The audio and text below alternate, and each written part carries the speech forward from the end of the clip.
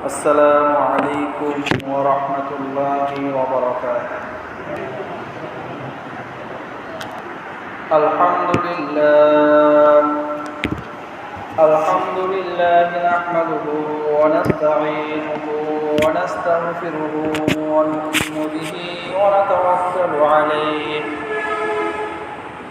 ونعوذ بالله من شرور أنفسنا.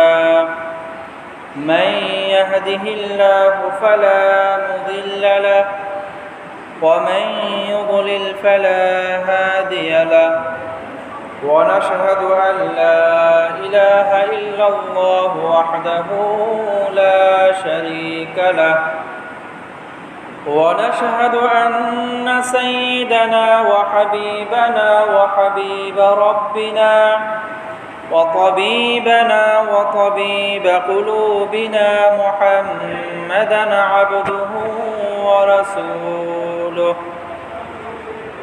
أرسله الله كافة للناس بشيرا ونذيرا وداعيا إلى الله بإذنه سراجا وقمرا منيرا. أما بعد فقد قال الله سبحانه وتعالى في كلامه المجيد وفي فرقانه الحميد. بسم الله الرحمن الرحيم. ولكل أمة جعلنا منسكا ليذكروا اسم الله على ما رزقهم من بهيمة الأنعام. صدق الله المولانا العظيم.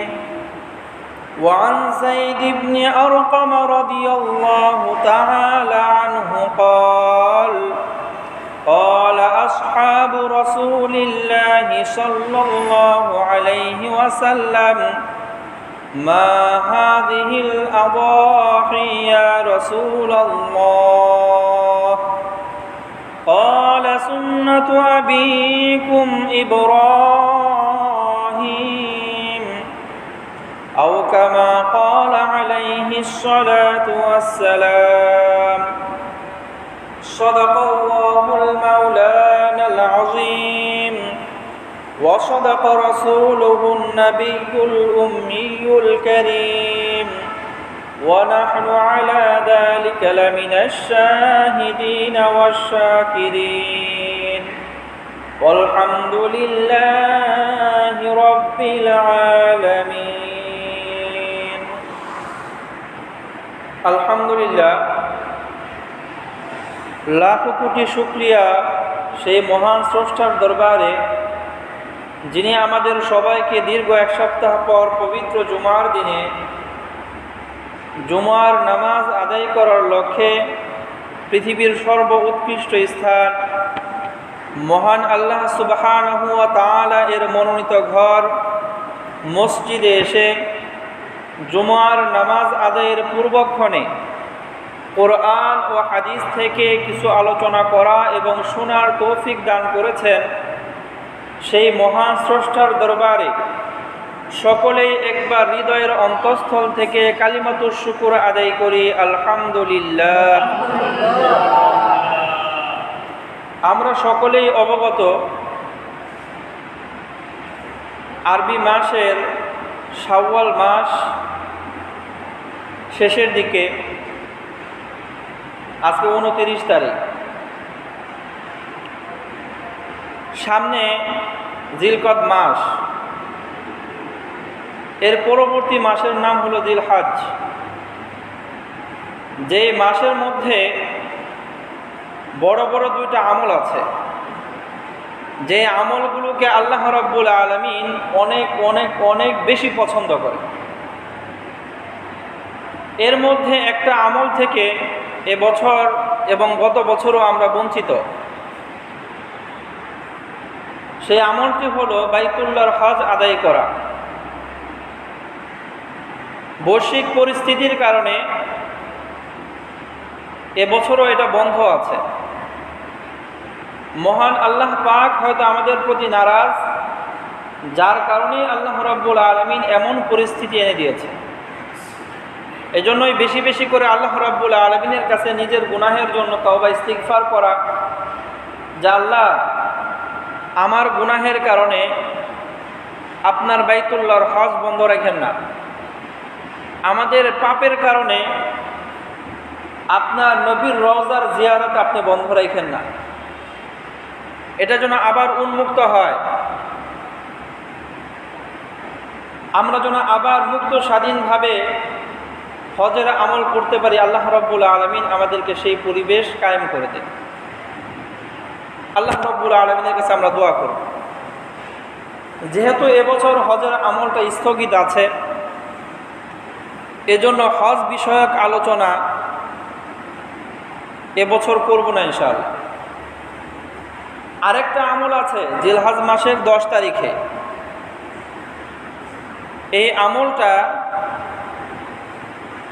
আমরা সকলেই জানি, সেটা হলো কুরবানি, কুরবানির আমল। এই আমলটাও হজের সাথেই সম্পৃক্ত। আল্লাহ রাব্বুল আলামিন হজের যেই সমস্ত বিধিবিধানগুলো যেই নবীর ঘটনা থেকে, যেই নবীর জীবনী থেকে আল্লাহ রাব্বুল আলামিন হজের প্রত্যেকটা বিধিবিধানগুলোকে সাজিয়েছেন, ঠিক সেই নবীরই একটা আমল থেকে আল্লাহ রাব্বুল আলামিন আমাদের জন্য এই কুরবানির বিধানটাকে বিশেষায়িত করেছেন। সেই কুরবানি আল্লাহ রাব্বুল আলামিনের কাছে অনেক অনেক বেশি প্রিয়। তো কুরবানি যেহেতু অব্যাহত আছে, এজন্য আল্লাহ রাব্বুল আলামিন যদি তৌফিক দান করেন, আজকের এই জুমা থেকে নিয়ে কুরবানির ঈদের আগ পর্যন্ত সবগুলো জুমাতে ইনশাআল্লাহ কুরবানি বিষয়ক আলোচনাই হবে। আজকে প্রথম জুমা, এই জুমাতে আমরা কুরবানির ইতিহাস নিয়ে আলোচনা করব ইনশাআল্লাহ, আল্লাহ রাব্বুল আলামিন যদি তৌফিক দান করেন। তো প্রথমত আমরা এই বিষয়টা জেনে নেই, এই যে কুরবানির ধারা, এই কুরবানির ধারাটা আল্লাহ রাব্বুল আলামিন প্রাচীনকাল থেকে, একদম হযরত আদম আলাইহিস সালাতু ওয়াস সালামের যুগ থেকে নিয়ে এটা চালু রেখেছে। আদম আলাইহিস সালাতু ওয়াস সালামের যুগেও কুরবানির বিধান ছিল, যেই বিধানটা আমরা পবিত্র কোরআন থেকে জানতে পারি যে এই যে কুরবানির বিধান, এটা প্রত্যেক উম্মতের মাঝেই ছিল। যেমন আল্লাহ রাব্বুল আলামিন সূরা হজ আয়াত নাম্বার 34, সেখানে আল্লাহ রাব্বুল আলামিন উল্লেখ করেছেন, ওয়ালিকুল্লি উম্মাতিন জাআলনা মানসাকা, আমি প্রত্যেক উম্মতের জন্যই কুরবানির বিধান রেখেছি। সেটা হযরত আদম আলাইহিস সালাতু ওয়াস সালাম থেকে নিয়ে শুরু করে আখিরি পয়গম্বর হযরত মুহাম্মদ মুস্তাফা সাল্লাল্লাহু আলাইহি ওয়াসাল্লামের উম্মত পর্যন্ত প্রত্যেক নবীর উম্মতের মাঝেই কুরবানির বিধান ছিল। এটা নতুন কিছু না। হযরত আদম আলাইহিস সালাতু ওয়াস সালামের যুগে কুরবানির যে বিধান ছিল তার আলোচনাটাও পবিত্র কোরআনে আছে।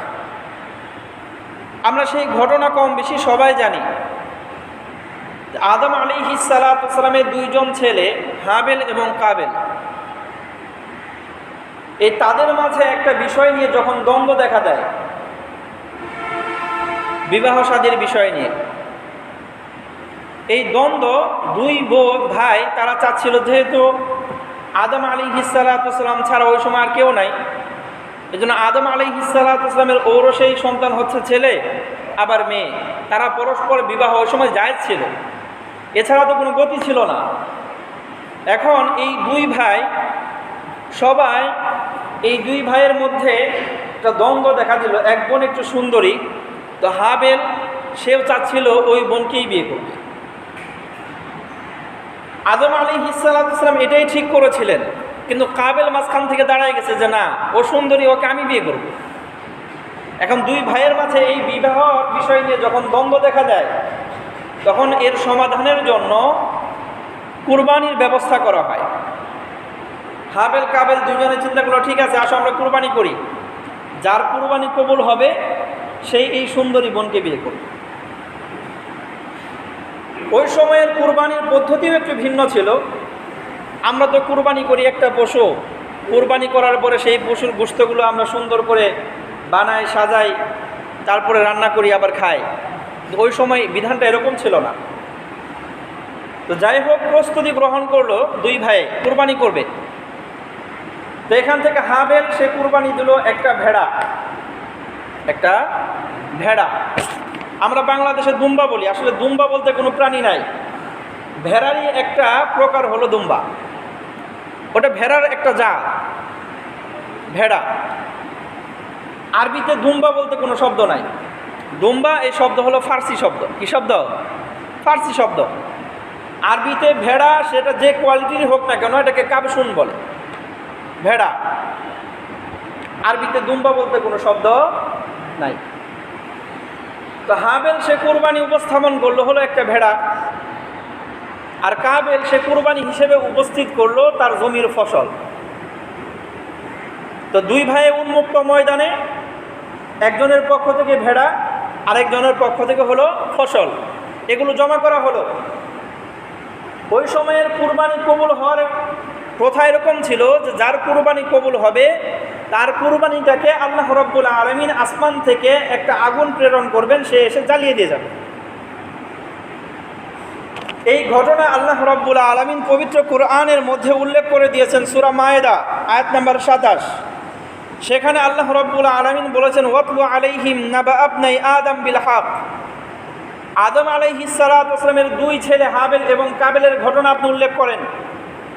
ইয কররাবা কুরবানান, তারা উভয়ে যখন তাদের কুরবানি পেশ করেছিল আল্লাহ রাব্বুল আলামিনের সামনে, ফাতুকুব্বিলা মিন আহাদিহিমা, একজনের কুরবানি গ্রহণ হয়েছিল, ওয়ালাম ইয়াতাকাব্বাল মিনাল আখার, আরেকজনেরটা গ্রহণ হয় নাই। হাবেল সে কুরবানি দিল হলো ভেড়া, আর কাবেল কুরবানি উপস্থিত করলো কি? ফসল। আল্লাহ রাব্বুল আলামিন সেই আসমান থেকে আগুন প্রেরণ করলেন, সেই আগুন এসে ভেড়াটাকে জ্বালিয়ে নিয়ে গেল। ভেড়া কার পক্ষ থেকে ছিল? হাবেলের পক্ষ থেকে। হাবেলের কুরবানিটা আল্লাহ কবুল করে নিয়েছে। এখন ঝামেলা হলো, কাবেল সে আবার শান্ত মেজাজের না, সে একটু উশৃঙ্খল। এ বলতেছে কুরবানি দিতে চাইছিলাম, ঠিক আছে, ভাবছিলাম আমারটা গ্রহণ হবে, এখন দেখি উল্টো হয়ে গেছে, তোমারটা গ্রহণ হয়েছে, আর সুন্দরী বোনকে তো আমিই বিয়ে করব। কথা বুঝেন না? এখন গ্রহণ তো তোমারটা হয়েছে, তুমি তো পেয়ে গেছো, আমি তো হেরে গেছি, কিন্তু আমি হার মানবো না। আমাদের সমাজের কিছু মানুষ আছে, বিচার যেভাবেই করেন না কেন তার বিপক্ষে যদি যায় মানবে না, সে যেভাবেই হোক, বৈধ পন্থাই হোক আর অবৈধ পন্থাই হোক, আদায় করেই ছাড়বে। আমাদের এই কোরআন এবং হাদিসের পরিভাষায় এই শ্রেণীর মানুষদেরকে বলা হয় কাবেলের অনুসারী। কার অনুসারী? কাবেলের অনুসারী। কাবেল করলো কি? যে না, কুরবানির ক্ষেত্রে আমি হেরে গেছি, কিন্তু আমি হার মানবো না, আমি সুন্দরী বোনকে বিয়ে করবই, সেটা যেভাবেই হোক, আমি তোমাকে হত্যা করব, থেকে যাব আমি একা, তুমি তো আর নাই, আমি সুন্দরী বোনটাকে কি করব? বিয়ে করব। আল্লাহ রাব্বুল আলামিন পবিত্র কোরআনে এই আলোচনাটাও উল্লেখ করে দিয়েছেন। ক্বালা, কাবেল বলতেছে, লা আকতুলান্নাকা, হাবেল আমি এখন তোমাকে হত্যা করে ফেলবো, তুমি থাকবাই না। আর টেনশন কোথায়? দ্বন্দ্ব তো আর থাকবে না। তুমি আমার প্রতিপক্ষ ছিলে, তুমিই থাকবা না, দ্বন্দ্ব আর কোথায়? আমি সুন্দরী বোনকে একা বিয়ে করে নেব। আল্লাহ। এই জন্য বর্তমান সময়ে যারা এই অবৈধ পন্থায়, বিচার যেভাবেই হোক না কেন, অবৈধ পন্থাই হোক, নিজে সব কিছু আদায় করতে চায়, তারা ওই কাবেলের অনুসারী। কার অনুসারী? আল্লাহ রাব্বুল আলামিন বলতেছেন, দেখেন এখানে তো আদমের দুই সন্তান হাবেল আর কাবেল। হাবেলের কুরবানি আল্লাহ রাব্বুল আলামিন গ্রহণ করেছেন, আর কাবেল তার কুরবানি কবুল হয় না, কিন্তু সে বিরোধিতা শুরু করছে, লা আকতুলান্নাক, তোরা মাইরা ফেলামো। আল্লাহ রাব্বুল আলামিন পবিত্র কোরআনে ঘোষণা দিলেন, মারো আর যা মনে চাই তাই করো, বিচার যা ছিল তাই থাকবে। হয়তো তুমি সুন্দরী বোনটাকে বিয়ে করতে পারবা, কিন্তু ফায়সালা হলো আমার পক্ষ থেকে গ্রহণ হয়েছে হাবেল, তুমি রিজেক্ট হয়ে গেছে। আল্লাহ রাব্বুল আলামিন আয়াতের শেষ অংশে বলতেছেন, ইন্নামা ইয়াতাকাব্বালুল্লাহু মিনাল মুত্তাকিন, যার মনের ভিতরে আল্লাহর ভয় আছে শুধুমাত্র তার পক্ষ থেকেই আল্লাহ কুরবানি কবুল করে। যার মনের ভিতরে কি আছে? আমার কথা না, কোরআনের কথা। আল্লাহ বলেছেন যার মনের ভিতরে আল্লাহর ভয় আছে, তাকওয়া আছে, শুধুমাত্র তার পক্ষ থেকেই আল্লাহ কি গ্রহণ করেন? কুরবানি গ্রহণ করেন। এখন কুরবানি দিলাম 10 লাখ টাকা, মনের ভিতরে নাই তাকওয়া, মানুষকে দেখানোর জন্য, আর সারা বছর শুধু মাইকিং করে বেড়াবো, 10 লাখ টাকার কুরবানি দিছিলাম, মনে নাই? আল্লাহু আকবার। 10 লাখ কেন, 10 কোটি দিয়েও 10 পয়সার ফায়দাও হবে না। এজন্যই আমরা হাবেলের পথ বেছে নেব, কাবেলের টানা। ইনসাফের বিচার মেনে নেব, অবৈধ পন্থায় যাব না। আল্লাহ রাব্বুল আলামিন তৌফিক দান করে। আল্লাহ রাব্বুল আলামিন সর্বশেষ যেই মেসেজ দিলেন যে আমি তো কুরবানি কবুল করি তার পক্ষ থেকেই যার হৃদয়ে আমার কি আছে? ভয় আছে। যে একমাত্র আমার জন্য কুরবানি করে, অন্য কাউকে দেখানোর জন্য না, লৌকিকতার জন্য না, গর্ব করার জন্য না, মানুষদেরকে দেখানোর জন্য না, একমাত্র আমাকে খুশি করার জন্য আমার ভয় অন্তরের ভিতরে লালন করে যে কুরবানি করবে, আমি শুধুমাত্র তারটাই কি করব? গ্রহণ করব। এই মেসেজ আল্লাহ রাব্বুল আলামিন কোন সময় দিয়েছেন? একদম পৃথিবীর শুরু লগ্নে, যখন হযরত আদম আলাইহিস সালাতু ওয়াস সালামের সন্তানদের ঘটনা ঘটলো। আর আমাদের বর্তমান সময় পর্যন্ত এই মেসেজ আসতে আসতে আসতে আসতে কত শত বছর পার হয়ে গেছে, এখনও আমরা এই মেসেজটা অন্তরে ধারণ করতে পারি না। আমরা এখনও কুরবানির সময় আসলে প্রতিযোগিতা শুরু হয়, কার কুরবানির পশু কত বড়, কার কুরবানির পশুতে গোশত হবে বেশি, কার কুরবানির পশু কত বেশি দামি, কে বকরি দিচ্ছে, ছোট্ট একটা বকরি দিছ, আমি এত বড় গরু নিয়ে আসছি। আরেকজনে বলে গরু দিছ মাত্র, আমি তো উট নিয়ে আসছি। আল্লাহু আকবার, আল্লাহু আকবার। আল্লাহ রাব্বুল আলামিন মেসেজ দিলেন, উট দাও আর যা মনে চাই তাই দাও, গ্রহণ হওয়ার মাপকাঠি হলো তাকওয়া। এজন্য প্রথম মেসেজ আমরা নিয়ে নেই, সামনে কুরবানি আসতেছে, আমি কুরবানি করব আমার সামর্থ্য অনুযায়ী, আমরা যেটা পারি। কিন্তু একটা বিষয় মনে রাখবো, এই কুরবানি একমাত্র আল্লাহর জন্য হবে। ইন্না সলাতি ওয়া নুসুকি ওয়া মাহইয়ায়া ওয়া মামাতি লিল্লাহি রাব্বিল আলামিন, অন্য কারো জন্য না, অন্য কারো জন্য না, একমাত্র কার জন্য? আল্লাহর জন্য। বিন্দু পরিমাণ লৌকিকতা যদি থাকে কবুল হবে না, অহংকারের নিয়ত যদি থাকে কবুল হবে না। এই জন্য টাকা যে খরচ করব, খরচ করার আগে এটা গ্রহণ হবে কিভাবে সেটা আমাকে বুঝতে হবে, আর সেভাবেই আমাকে চলতে হবে। আল্লাহ রাব্বুল আলামিন তৌফিক দান করেন। আমি যে কথাটা বলছিলাম সেটা হলো, এই কুরবানির যে ধারা, এটা আল্লাহ রাব্বুল আলামিন প্রত্যেক উম্মতের মাঝেই রেখেছিলেন। আদম আলাইহিস সালাতু ওয়াস সালাম থেকে নিয়ে শুরু করে প্রতি উম্মতের মাঝেই ছিল কুরবানির বিধান। তবে সেই কুরবানির বিধানটা একটু ব্যতিক্রম ছিল। কুরবানি কবুল হলো কি হলো না, তারা ওই স্বচক্ষে দেখতে পেত যে আমারটা গ্রহণ হয়েছে, আমারটা হয় নাই। তো আল্লাহ রাব্বুল আলামিন আমাদের জন্য একটু সহজ করে দিয়েছেন। কারটা গ্রহণ হলো আর কারটা গ্রহণ হয় নাই, এটা আমরা স্বচক্ষে দেখি না, কিন্তু মনের ভিতরে বিশ্বাস রাখি আমাদের সবারটা হইতেছে। এটা যদি না হইতো আমাদের বর্তমান সময়ে, তাহলে কি যে বিপদ হইতো আমাদের মাঝে। দেখা যায় তো হাজারে 2-1টা কবুল হয়েছে, আর সব কি এভাবেই পড়ে আছে। মুখ লুকানোর কোনো জায়গা পাইতাম না। আল্লাহ রাব্বুল আলামিন আমাদেরকে বেইজ্জত করা থেকে নিরাপদ রেখেছেন, মাফ করেছেন যে না, তাদেরকে বেইজ্জত করলাম না। কবুল হইলেও কেউ বুঝবো না, না হইলেও কেউ বুঝবো না। উম্মতে মুহাম্মাদীকে আল্লাহ রাব্বুল আলামিন এই শ্রেষ্ঠত্ব দান করেছেন, তোমাদেরকে বেইজ্জত করলাম না, ছেড়ে দিয়েছেন। শুকরিয়া আদায় করি, আলহামদুলিল্লাহ। যদি ওই পদ্ধতি থাকতো, আজকে চোখের সামনে দেখা যেত ওই যে অমুকেরটা তো কবুল হয় নাই, অমুক চৌধুরী সাহেবেরটা তো কবুল হয় নাই, অমুক খান সাহেবেরটা তো কবুল হয় নাই, অমুক শিল্পপতিটাতেই কবুল হয় নাই, মুখ দেখাইতো কিভাবে? আল্লাহ সহজ করে দিয়েছে, আল্লাহ সহজ করে দিয়েছে। আল্লাহু আকবার। তো বিষয়টা হলো, আল্লাহ রাব্বুল আলামিন প্রত্যেক নবীর উম্মতের মাঝেই এই কুরবানির বিধান রেখেছিলেন। তবে আমাদের এই উম্মতে মুহাম্মাদীর মাঝে যে কুরবানির বিধানটা এসেছে, এই কুরবানি ধারাবাহিকভাবে আসতে আসতে প্রত্যেক নবীর উম্মতের মাঝে থাকলেও এই কুরবানির বিশেষত্ব, গুরুত্ব এবং মহত্ব সবচেয়ে বেশি প্রকাশ পেয়েছে হযরত ইব্রাহিম আলাইহিস সালাতু ওয়াস সালামের যুগে। এখানে সবচেয়ে বেশি গুরুত্ব পেয়েছে কুরবানির বিধানটা, তারপর থেকে এই পর্যন্ত আসছে। এই জন্যই তো আমাদের এই ধর্মে এই কুরবানিকে বলা হয় সুন্নতে ইব্রাহিম। কি বলা হয়? সুন্নতে ইব্রাহিম। কেন? ইব্রাহিম আলাইহিস সালাতু ওয়াস সালামের যুগের পূর্বেও তো কুরবানি ছিল। না না না, এটা বিশেষত্ব, ফজিলত এবং বৈশিষ্ট্য লাভ করেছে কার যুগে? ইব্রাহিম আলাইহিস সালাতু ওয়াস সালামের যুগে। এজন্য রাসূল সাল্লাল্লাহু আলাইহি ওয়াসাল্লাম নিজে ঘোষণা দিয়েছেন।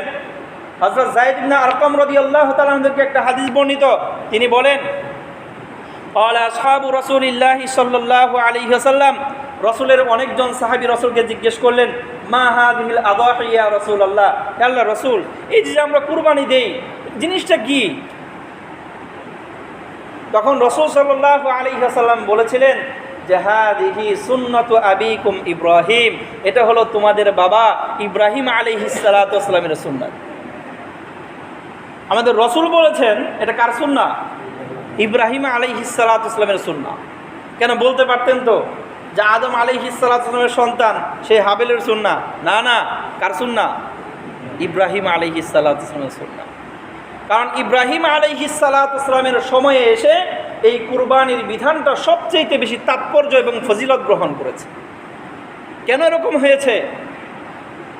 কেন এরকম হয়েছে?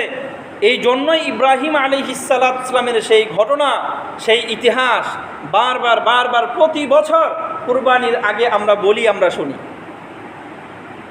কোনো বছর মিস হয় না। কেন বলি আর কেন শুনি? কারণ আল্লাহ রাব্বুল আলামিন নিজেই এই ঘটনার গুরুত্ব দিয়েছেন। এমন না যে আমরা গুরুত্ব বাড়িয়ে দিয়েছি, আল্লাহ নিজে বাড়িয়ে দিয়েছেন। আল্লাহু আকবার। এমন নজির আল্লাহ রাব্বুল আলামিন পৃথিবীর শুরু থেকে নিয়ে এ পর্যন্ত কখনো আর দেখানো নয়, আর কিয়ামত পর্যন্ত কখনো আর ঘটবেও না। তাহলে কুরবানির বিধানটা প্রত্যেক উম্মতের মাঝে থাকলেও এটা স্বতন্ত্র বৈশিষ্ট্য পেয়েছে হযরত ইব্রাহিম আলাইহিস সালাতু ওয়াস সালামের যুগে। যেই বিষয়টা আলোচনা হলো যে রাসূল সাল্লাল্লাহু আলাইহি ওয়াসাল্লাম নিজেও আমাদের এই কুরবানির বিষয়টাকে কি বলেছেন?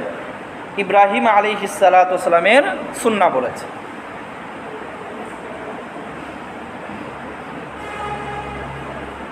আল্লাহ রাব্বুল আলামিন হযরত ইব্রাহিম আলাইহিস সালাতু ওয়াস সালামকে অনেক অনেক পরীক্ষা করেছেন। সারাটা জীবন পরীক্ষায় কেটেছে। অন্য কোনো নবীকে এত বেশি পরীক্ষা করেন নাই। যত বেশি পরীক্ষা করেছেন কাকে? হযরত ইব্রাহিম আলাইহিস সালাতু ওয়াস সালামকে। জন্মের পরে বুঝ হওয়ার পর থেকেই লড়াই শুরু হয়েছে। বাবা মূর্তি বিক্রি করে আর ছেলে মূর্তির বিরোধিতা করে, শুরু হয়ে গেছে। প্রথমে বাবার সাথে সংঘর্ষ, এরপরে সমাজের সাথে সংঘর্ষ, এরপরে পুরো রাষ্ট্রের সাথে সংঘর্ষ চলছে। আল্লাহু আকবার। সারাটা জীবন আল্লাহ রাব্বুল আলামিন হযরত ইব্রাহিম আলাইহিস সালাতু ওয়াস সালামের কাছ থেকে পরীক্ষা নিয়েছেন। আল্লাহ নিজে বর্ণনা করে দিয়েছেন সূরা বাকারা আয়াত নাম্বার 124। আল্লাহ রাব্বুল আলামিন বলেন, ওয়া ইযি বিতালা ইব্রাহিম রাব্বুহু বিকালিমাতিন। ইব্রাহিম আলাইহিস সালাতু ওয়াস সালামকে তার রব অনেকভাবে পরীক্ষা করেছেন। বিকালিমাতিন, অনেক পদ্ধতিতে অনেকবার পরীক্ষা করেছেন, কিন্তু সবগুলো পরীক্ষার রেজাল্ট এক হয়েছে। আল্লাহ নিজে বলেছেন, রেজাল্ট নিজে বলে দিয়েছেন। আল্লাহ বলেছেন ফাআতাম্মাহুন্না। আমার খলিল হযরত ইব্রাহিম তার প্রত্যেকটা পরীক্ষায় কমপ্লিট হয়েছে, পূর্ণাঙ্গ রূপে পাশ করেছে। 100-এ 100। পূর্ণাঙ্গ রূপে মানে কি? পার্সেন্টে কোনো ঘাটতি নাই, কমতি নাই। 100-এ কি? 100। ফায়সালা কে দিয়েছেন? আল্লাহ। যিনি পরীক্ষক তিনিই বলতেছেন যে আমি আমার ইব্রাহিমকে পদে পদে পদে পদে বিভিন্নভাবে বিভিন্ন আঙ্গিকে বিভিন্ন সময়ে আমি পরীক্ষা করেছি, কিন্তু আমার ইব্রাহিম প্রত্যেকটা পরীক্ষা, চাই পরীক্ষা ছোট হোক, চাই পরীক্ষা বড় হোক, চাই পরীক্ষা তার শৈশবের হোক, চাই যৌবনের হোক, চাই বার্ধক্যের হোক, চাই এই পরীক্ষাটা তার নিজের দেশে হোক, চাই সফররত অবস্থায় হোক, চাই পথিমধ্যে হোক, যেভাবেই হোক আমি ইব্রাহিমকে যখন যেভাবে পরীক্ষা করেছি, আমার ইব্রাহিম তখন ঠিক ওই পরীক্ষায় হন্না একদম কমপ্লিটলি পাশ করেছে, কোনো ঘাটতি করে নাই। আল্লাহ অনেক পরীক্ষা নিয়েছেন, যার ফলে আল্লাহ রাব্বুল আলামিন ইব্রাহিম আলাইহিস সালামকে বলেছেন আমার সব পরীক্ষায় তুমি পাস, এই জন্য তোমাকে একটা বিশেষ উপহার আমি দেব, যেই উপহার অন্য কোনো নবীকে আমি দেই নাই। কি উপহার? আল্লাহ রাব্বুল আলামিন বললেন ক্বালা ইন্নী জাইলুকা লিন-নাসি ইমামা। ইব্রাহিম, আদম আলাইহিস সালাতু ওয়াস সালাম যতদিন জীবিত ছিলেন তার ধর্ম চলছে, তার প্রতি কিছু মানুষ শ্রদ্ধাশীল, কিছু মানুষ তারে চিনেই না, শ্রদ্ধা করে না।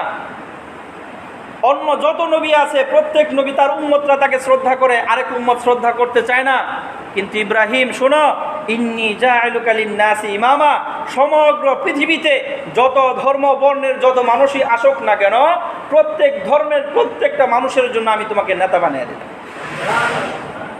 যে ধর্মেই যাও, ইব্রাহিম আলাইহিস সালামকে সম্মান করে না এমন কোনো ধর্ম নাই। আমাদের নবী হযরত মুহাম্মদ সাল্লাল্লাহু আলাইহি ওয়াসাল্লামকেও দেখতে পারে না এমন ধর্ম আছে, কিন্তু ইব্রাহিম আলাইহিস সালামকে ধর্মীয় দৃষ্টিকোণ থেকে সম্মান করে না এমন কোনো ধর্ম।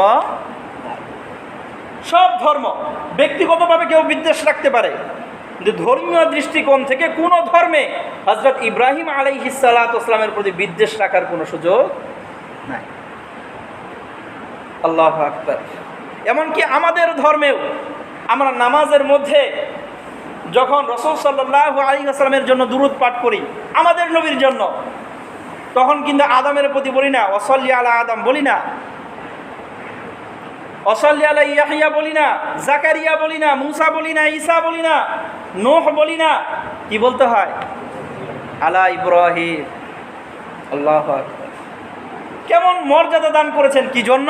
ইব্রাহিম, আমি তোমাকে যখনই যেই পরীক্ষা করেছি তুমি কখনোই অসফল হও নাই, বিফল হও নাই, তুমি পূর্ণ সফলতা অর্জন করেছ, আমাকে খুশি করে দিয়েছ, এই জন্য ইব্রাহিম তোমার জন্য এই পুরস্কার। আল্লাহ। তো ইব্রাহিম আলাইহিস সালামের জীবন অসংখ্য পরীক্ষা আছে, এই সবগুলো পরীক্ষা নিয়ে আলোচনা করা দুই এক জমা তো সম্ভবই না। ওই এত বড় বড় পরীক্ষা হয়েছেন, এর মধ্যে থেকে একটা পরীক্ষা নিয়ে আলোচনা করবে ইনশাআল্লাহ। একটা পরীক্ষা, যেই পরীক্ষার সাথে আমাদের আলোচ্য বিষয় সংশ্লিষ্ট সংযুক্ত, সেই কুরবানির ইতিহাস সম্পৃক্ত, সেই পরীক্ষার কথায় আলোচনা করব ইনশাআল্লাহ। হযরত ইব্রাহিম আলাইহিস সালাম, তিনার বয়স যখন 80 পার হয়ে গেছে, কত? 80। নিজের কওমের মাঝে দাওয়াত দিচ্ছেন, কেউ কবুল করে না, হতাশ হয়ে গেছেন। তো ইব্রাহিম আলাইহিস সালামকে আল্লাহ রাব্বুল আলামিন অনুমতি দিলেন যে তোমার উপর যারা ঈমান এনেছে তাদের নিয়ে তুমি হিজরত করো। সর্বপ্রথম আল্লাহ রাব্বুল আলামিন হিজরত চালু করেছেন হযরত ইব্রাহিম আলাইহিস সালামের মাধ্যমে। হিজরতের যে প্রথা, এটা কার মাধ্যমে শুরু হয়েছে? আরেকটা বিষয় আছে, খতনা করার যে বিধান, আমরা মুসলমানই বলি, এই বিধানটাও আল্লাহ রাব্বুল আলামিন চালু করেছেন হযরত ইব্রাহিম আলাইহিস সালামের মাধ্যমে। 80 বছর বয়স, আল্লাহ রাব্বুল আলামিন বলেন ইব্রাহিম, আমার পক্ষ থেকে তোমার জন্য একটা বিধান আছে। কি বিধান? খতনা করতে হবে। কত বছর বয়স? 80 বছর। আল্লাহু আকবার। ইব্রাহিম আলাইহিস সালাম নিজে নিজের খতনা করিয়েছেন, নিজের খতনা করিয়েছেন। সেইখান থেকে খতনার প্রচলন, সুন্নাত। আবার হিজরতটাও শুরু হয়েছে থেকে ইব্রাহিম আলাইহিস সালামের থেকে। তো আল্লাহ রাব্বুল আলামিন অনুমতি দিলেন, ইব্রাহিম, তোমার উপর যারা ঈমান এনেছে তাদের নিয়ে তুমি হিজরত করো। ইব্রাহিম আলাইহিস সালাতু ওয়াসসালামের যেই জন্মস্থান বাবেল শহর, সেখান থেকে হিজরত করবেন, হিজরত করে যাবেন শাম দেশে। আমরা ফিলিস্তিন বললে চিনি। হিজরত করে কোথায় যাবেন? সেই ফিলিস্তিনে যাবেন। তো হিজরত শুরু করলেন, সাথে হলো ইব্রাহিম আলাইহিস সালাতু ওয়াসসালামের স্ত্রী সারা আলাইহিস সালাতু ওয়াসসালাম এবং হযরত ইব্রাহিম আলাইহিস সালাতু ওয়াসসালামের ভাতিজা, ভাইয়ের ছেলে হযরত লূত আলাইহিস সালাতু ওয়াসসালাম। এই তিনজন হিজরত শুরু করলেন। তাই হিজরত করার সময় এই যে বাবেল শহর থেকে যাবেন ফিলিস্তিনে, মাঝখানে আবার মিশর শহর পড়ে। কি শহর? মিশর। মিশরের উপর দিয়ে যেতে হবে। তো মিশরে সেই সময় যে বাদশাহ ছিল, মিশরের বাদশাকে সবসময় ফেরাউন বলা হয়। মিশরের বাদশাকে কি বলা হয়? ফেরাউন। ইব্রাহিম আলাইহিস সালাতু ওয়াসসালামের যুগে যে ফেরাউন ছিল মিশরের বাদশাহ, তার একটা বদ স্বভাব ছিল। বদ স্বভাব হলো কোনো সুন্দরী নারী পেলে তাকে ভোগ করত, এটা তার বদ স্বভাব। এবং কেউ যদি অন্য অঞ্চল থেকে সফরে আসতো, তাহলে জিজ্ঞেস করতো, এই যে তোমার লগে যে সুন্দরী মহিলা আছে, এটা তোমার কি হয়? যদি বলতো আমার স্ত্রী হয়, তাহলে সেটা ভোগ করতে তার খুব আনন্দ লাগতো। আর যদি বলতো এটা আমার বোন হয়, তাহলে ছেড়ে দিত, যে না, ভাইয়ের সামনে বোনকে অপমান করা যাবে না। যত ভদ্রই হোক, একটু ভদ্রতা ছিল। যদি বলে যে আমার বোন, তাহলে ছেড়ে দিত। তো ওইখানে ইব্রাহিম আলাইহিস সালাতু ওয়াসসালাম যখন অবস্থান করতেছেন তার স্ত্রীকে নিয়ে, এই ফেরাউন তো খবর পেয়ে গেছে আমার শহরে ঢুকছে। এখন সে তার প্রহরীদেরকে দিয়ে ডাকিয়ে আনছে, আনার পরে জিজ্ঞেস করছে, এটা তোমার কি হয়? ইব্রাহিম আলাইহিস সালাতু ওয়াসসালাম বিষয়টা তো জানেন, যদি বলি স্ত্রী তাহলে খবর আছে, ছাড়বে না। তাহলে কি করা যায়? ইব্রাহিম আলাইহিস সালাতু ওয়াসসালাম ভাবলেন যে আমরা বর্তমান সময়ে তো আমি ইব্রাহিম আর আমার স্ত্রী সারা দুইজনে কি মুসলমান, আর মুসলমান মুসলমান কি হয়? ভাই বোনের সম্পর্ক হয়। তো ধর্মীয় দৃষ্টিকোণ থেকে তো আমরা ভাই বোন, স্বামী স্ত্রী বললে তো ছাড়বে না। এই জন্য ইব্রাহিম আলাইহিস সালাতু ওয়াসসালাম বললেন এটা আমার বোন হয়। কি হয়? বোন বলার পরে তো ছেড়ে দেওয়ার কথা। তো এই ফেরাউন দেখছে এটা এমন সুন্দরী, এটা তো ছাড়া যাবে না। বোন বলার পরেও সে ছাড়বে না। প্রহরীদেরকে বলছে যে না, এটা ছাড়া যাবে না, নিয়ে আসো। যখন ডাক পড়েছে, সারাকে যখন নিয়ে যাবে ইব্রাহিম আলাইহিস সালাতু ওয়াসসালাম খুব চিন্তিত, নিয়ে যাচ্ছে। ইব্রাহিম আলাইহিস সালাতু ওয়াসসালাম নামাজে দাঁড়িয়ে গেছেন, আল্লাহর কাছে দোয়া করতেছেন, আল্লাহ আমার তো কোনো ক্ষমতা নাই, আমার স্ত্রীর সম্ভ্রম রক্ষা করার ক্ষমতা একমাত্র আপনার, আপনার হাতে সুপর্দ করলাম, কি করবেন আপনি জানেন। আল্লাহ পাক। তো সারা তিনাকে নিয়ে গেছেন সেই ফেরাউনের কাছে। ফেরাউন যখন ওই সারার দিকে হাত বাড়ায়, হাদিসের মধ্যে আছে হাতটা তখন পাথরের মতো শক্ত হয়ে যায়। আবার কোনো কোনো বর্ণনায় পাওয়া যায় যে প্যারালাইসিস হলে যেরকম কাঁপাকাঁপি শুরু করে, ওই হাত ওরকম কাঁপাকাঁপি শুরু করে, হাত আর সামনের দিকে বাড়াইতে পারে না। তো ফেরাউন তো বুঝতে পারছে ঝামেলা আছে। কি আছে? এই ফেরাউন সারাকে বলতেছে, আচ্ছা বুঝতেছি তোমার হয়তো গোপন কোনো পাওয়ার আছে, আমার যেহেতু অসৎ উদ্দেশ্য, এই জন্য হয়তো এরকম হচ্ছে। আচ্ছা তুমি আমার জন্য দোয়া করো, আমি যেন মুক্ত হয়ে যাই, তোমাকে আমি কিছু বলবো না। প্রথমবার সারা বললেন ঠিক আছে, কিছু বলবো না তো? না, আল্লাহর কাছে দোয়া করেছেন, আল্লাহ তাকে মুক্ত করে দিয়েছেন। কিন্তু বদমাশ তো, মুক্ত হয়ে যখন দেখছে না হাত স্বাভাবিক হয়ে গেছে, সুস্থ হয়ে গেছে, আবার হাত বাড়াইছে, আবার সেই আগের মতো অবস্থা। এরকম 3 বার হয়েছে। কয়বার? 3 বার। এই 3 বার হওয়ার পরে সে বুঝছে না এখানে আর মাস্তানি করলে চলবে না, মাস্তানি বন্ধ। এই 3য়-বারের পরে এই ফেরাউনের মুখ থেকে এমন একটা শব্দ বের হয়েছে, হাদিসের মধ্যে এই শব্দটা উল্লেখ আছে, এটা শুনলে নিজেদেরই হাসি পায়। মানসিকতা কেমন চিন্তা করেন। সে তার প্রহরীরে ডাক দিছে, এদিকে আস, এটা আমার কাছে কিনে আসছে, এটা কি মানুষ না পেতনি? মানুষ না পেতনি। আমরা ভূত পিশাচ বলি না, যে ফেরাউনও তো বদমাশ, আর পাক পবিত্র একজন মহিলা যাকে সে স্পর্শ করতে পারতেছে না, নিজে হলো বদমাশ, কয় এটা কি মানুষ নাকি পেতনি? আল্লাহ, মানে যার রুচি যেমন তার ধারণাও বলতে পারতো এটা তো অনেক পুত পবিত্র নারী, এটা নিয়ে আসছো কেন? এটা না বলে কি বলে? পেতনি। কারণ নিজের মেজাজটা তো এরকম। সমাজে যেই মানুষগুলোর মেজাজ বিকৃত, স্বভাব বিকৃত, রুচি বিকৃত, তারা সবার মাঝে খালি দুষ খুঁজে বেড়ায়। আর যেই মানুষগুলো সুরুচির অধিকারী, তারা সব মানুষের মাঝে শুধু গুণ দেখতে পায়। আল্লাহু আকবার। আমার রসুলের স্বভাব তো এরকমই ছিল। একজন মানুষের মাঝে হাজারটা দোষ আছে, রসুল সেখান থেকে একটা গুণ বের করতেন। আহা, অমুক লোকের দেখি এই যে এত বড় একটা গুণ আছে। সব লোকে দেখে দোষ, আমার নবী কি দেখেন? গুণ। আর আমরা সেখান থেকে কোনো শিক্ষা আমরা নিতে পারি নাই। আমরা সেই ওইরকম হয়ে গেছি, খালি দোষ দেখি। একজন মানুষের হাজারটা গুণ আছে, একটা দোষ আছে, আমাদের চোখে খালি ওই দোষ পড়ে। তার যে হাজারটা গুণ আছে ওগুলো দেখার টাইম তো আমার নাই, কারণ আমার মেজাজের মধ্যে খালি কি? দোষ, দোষ, দোষ। আল্লাহ। তাহলে ওই ফেরাউনের মাথার মধ্যেও তো খালি ওগুলোই ঘুরে, মনে করে যে আমি যেরকম বদমাস, সব খালি কি? বদমাস। সে প্রহরীরে ডাক দিয়ে বলতেছে, এটা কি মানুষ নিয়ে আসছো নাকি পেতনি নিয়ে আসছো? আল্লাহ, এটা ছেড়ে দাও। ফেরাউন তো ভয় পেয়ে গেছে, আর দেখছে বাপ রে বাপ, এই জীবনের প্রথমবার হার মানলাম। কত অবৈধ কাজ করেছি, কখনো তো হার মানি নাই, এই ফার্স্ট টাইম। আল্লাহু আকবার। এই ঘটনার পরে সে খুব প্রভাবিত হয়েছে, আতঙ্কিত হয়েছে, যার ফলে সে তার মেয়েকে হাদিয়া দিয়ে দিচ্ছে। হযরত হাজেরা দিয়ে দিছে, এটা নিয়ে যান, আপনার সেবিকা, সে হলো মিশরের বাদশা, তার মেয়েরে দিয়ে দিছে কি বানায়া? সেবিকা। কেমন ভয় পেয়েছে চিন্তা করেন। আল্লাহু আকবার। ভয় কি সরাসরি নিজে পাইছেন, আল্লাহ পাওয়াই দিছে? আল্লাহ পাওয়াই দিছে। আল্লাহু আকবার। এখন সাথে দিয়ে দিল কারে? তার মেয়ে হাজেরাকে। ইব্রাহিম আলাইহিস সালাতু ওয়াস সালাম এরকম সফর শুরু করলেন, আবার যেতে লাগলেন। যাবেন কোথায়? ফিলিস্তিনে। কোথায়? ফিলিস্তিনে। ঘটনা সংক্ষিপ্ত করি। হযরত ইব্রাহিম আলাইহিস সালাতু ওয়াস সালাম দীর্ঘ 60 বছর, কত বছর?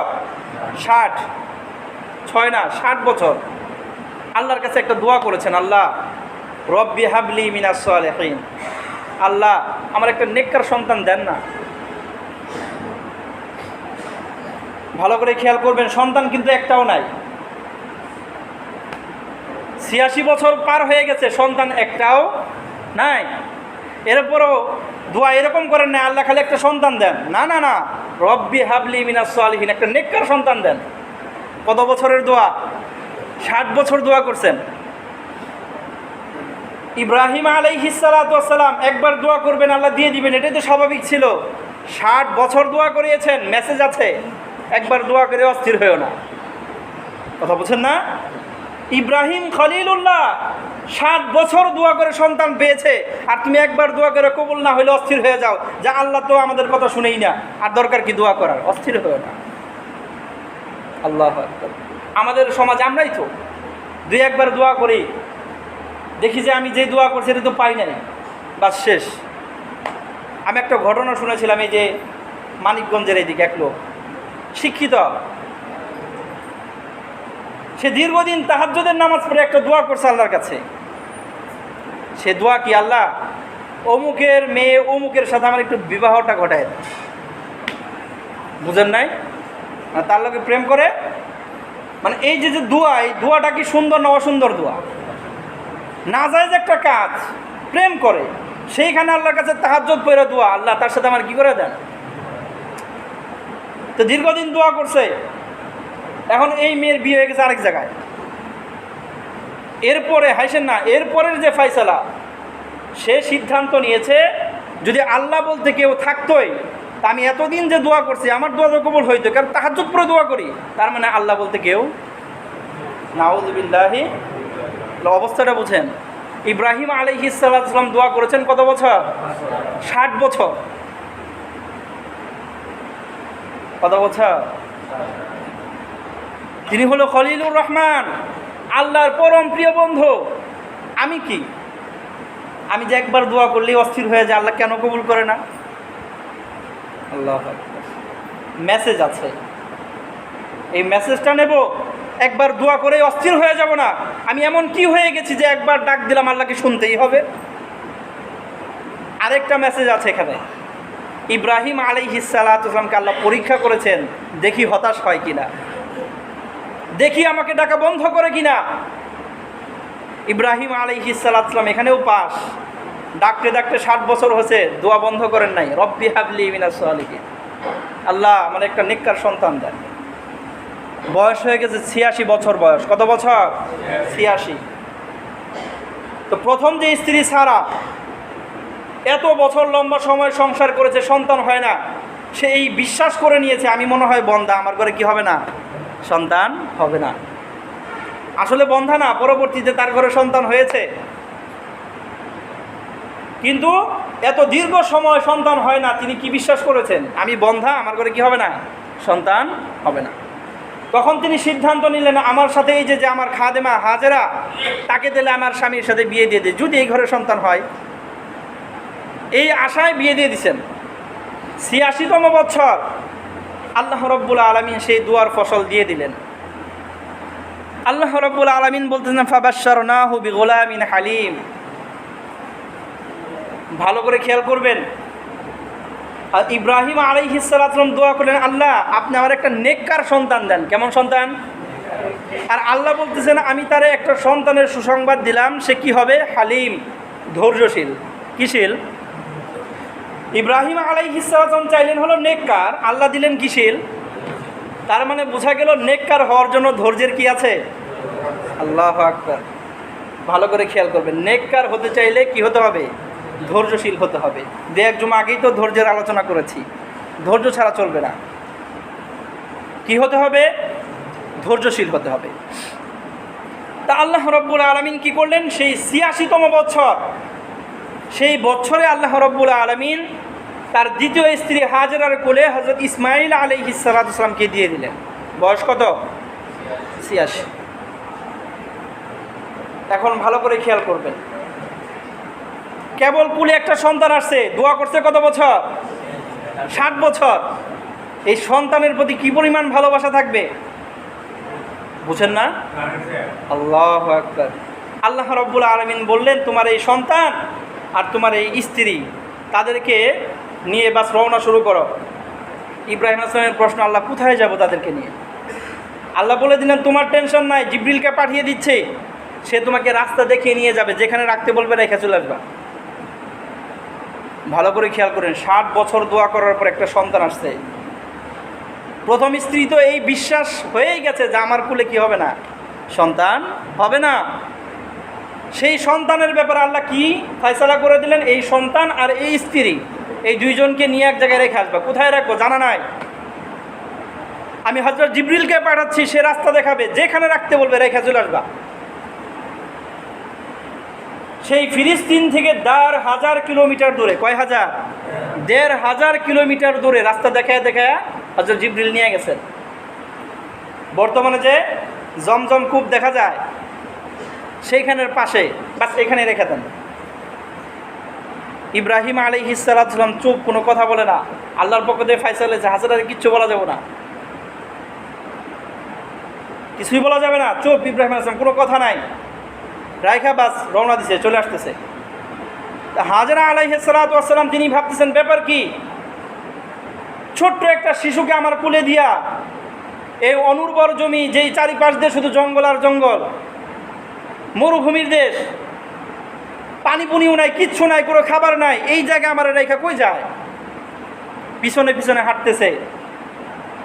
বর্ণনার মধ্যে পাওয়া যায় 3 মাইল পর্যন্ত পিছিয়ে হাঁটে হাঁটে আসছে। কয় মাইল? 3 মাইল। খালি জিজ্ঞেস করতেছে কেন রেখে যেতেছেন, কেন রেখে যেতেছেন? ইব্রাহিম আলাইহিস সালাম চুপ, কোনো কথা বলে না।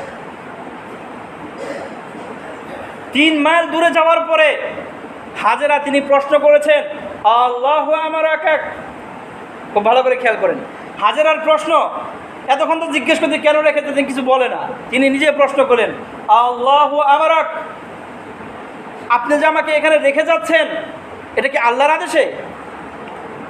প্রশ্ন বুঝেছেন? আপনি যে রেখে যাচ্ছেন নিজের ইচ্ছায় নাকি আল্লাহর আদেশে? বাস এটাই প্রশ্ন। ইব্রাহিম আলাইহিস সালাম তো কথা বলবেন না, শুধু ইশারায় বুঝেছিলেন হ্যাঁ আল্লাহর আদেশ। কিসে বুঝিয়েছেন? ইশারায়। আল্লাহু আকবার। হাজরা আলাইহিস সালাতু ওয়াস সালাম নবীর তো স্ত্রী। আবার হযরত ইব্রাহিম আলাইহিস সালাতু ওয়াস সালামের পর থেকে নিয়ে হযরত ঈসা আলাইহিস সালাতু ওয়াস সালাম পর্যন্ত যত নবী আসছেন, যত নবী, এই সবগুলো নবী হলো হযরত ইব্রাহিম আলাইহিস সালামের সন্তান।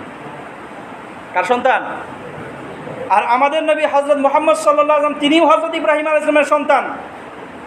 কিন্তু এই যে এই স্ত্রী হাজেরা, এর কোলে এক স্ত্রীর দিয়েছেন শত শত হাজার হাজার নবী। সারা তার থেকে যে নবী হয়েছে শত শত শত শত নবী। আর এই হাজেরা তার ঔরস থেকে ইসমাইল, তারপর আর কোনো নবী নাই, সর্বশেষ এসে এক নবী, যেই এক নবী ওই হাজার হাজার শত শত নবীর চেয়েও দামি। কথা বুঝেন না? এক পাল্লা স্ত্রী হলো সারা, তারপর থেকে ঈসা আলাইহিস সালাম পর্যন্ত যত নবী সব তার ঔরসের। আর হাজারার পক্ষ থেকে ইসমাইল হলো, তারপর আর কোনো নবী নাই। এভাবে ধারা আস্তে আস্তে আস্তে আস্তে একজন নবী আল্লাহ দিয়েছেন, হযরত মুহাম্মদ, যেই এক নবী ওই শত শত নবীর উপরেও কি দামি। আল্লাহু আকবার। সেই নবীরই তো মা হযরত মুহাম্মদ সাল্লাল্লাহু আলাইহি ওয়াসাল্লামেরই তো মা হাজেরা। আল্লাহু আকবার। খেয়াল করেন, তিনি উত্তর দিলেন, আচ্ছা আল্লাহর আদেশে যেহেতু রেখে যাচ্ছেন, ইজান যেহেতু আল্লাহর আদেশেই রেখে যাচ্ছেন, সেহেতু আমার কোনো টেনশন নাই। লা ইউদাইউন আল্লাহ, আল্লাহ আমাদেরকে ধ্বংস করবেন না, আল্লাহ হেফাজত করবেন। টেনশন নেই, আপনি চলে যান, আর কিচ্ছু বলতে হবে না, আপনি চলে যান। ইজান লা ইউদাইউন আল্লাহ, আল্লাহ আমাদেরকে কি করবেন না? ধ্বংস করবেন না, আল্লাহ হেফাজত করবেন, আপনি চলে যান, কোনো সমস্যা নাই। বার্তা পেয়ে গেছি যে আপনার পক্ষ থেকে না, কার পক্ষ থেকে? তো বাকি দায়িত্ব কে নেবেন? ইব্রাহিম আলাইহিস সালামের কথা যেরকম, যে আল্লাহ আগুনে ফেলাইছ, কারো কাছে সাহায্য চাই না, কার কাছে?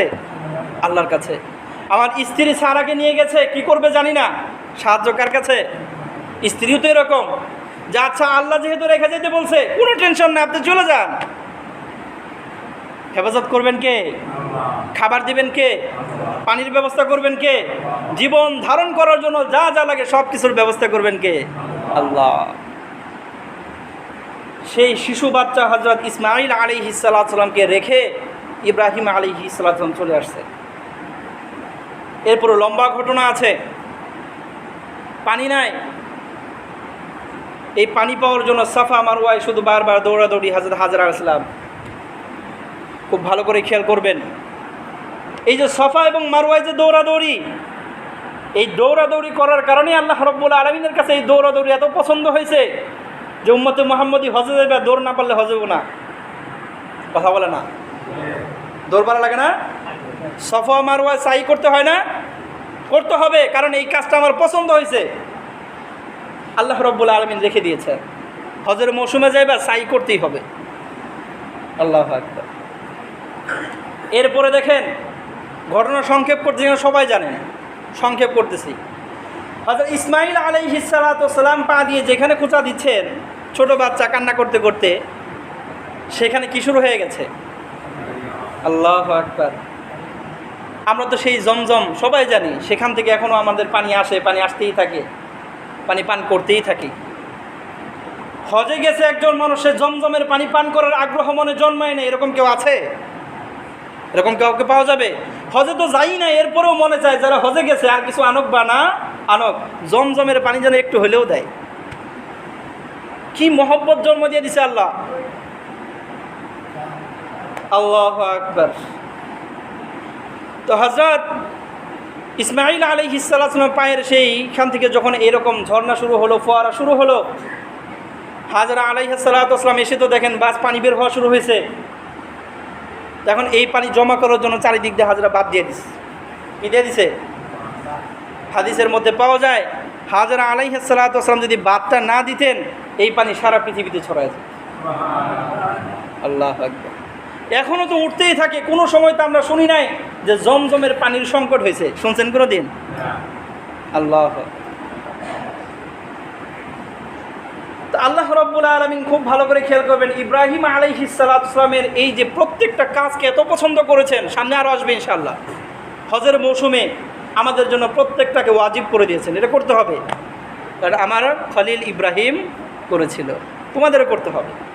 দেখুন আরও অনেক বিধান আছে। তো ইসমাইল আলাইহিস সালাতু ওয়াসসালাম এখানে তার মা হাজারার সাথে লালিত পালিত হতে হতে তার বয়স যখন হয়ে গেছে 13 বছর, কত বছর? 13 বছর। ইব্রাহিম আলাইহিস সালাতু ওয়াসসালামের সন্তান হয়েছে কত বছর বয়সে? 86। আর সন্তানের বয়স এখান থেকে হলো আরও 13 বছর। তো ইব্রাহিম আলাইহিস সালামের বয়স কত? 99 নাকি কন? 1 না? আল্লাহু আকবার। এই যে যখন বয়সটা হয়েছে, ইব্রাহিম আলাইহিস সালামের বয়স হলো 99 আর সন্তানের বয়স হলো 13। আল্লাহ রাব্বুল আলামিন পবিত্র কোরআনে বলেছেন, ফালাম্মা বালাগা মাআহু সাইয়া। আল্লাহ বয়স বলেন নাই যে 13 বছর, আল্লাহ বলেন নাই যে সে সাবালক হয়ে গেছে, না, আল্লাহ এমন একটা শব্দ বলেছেন যেই শব্দ বলে আল্লাহ বোঝাতে চেয়েছেন বয়সটা কেমন জানো?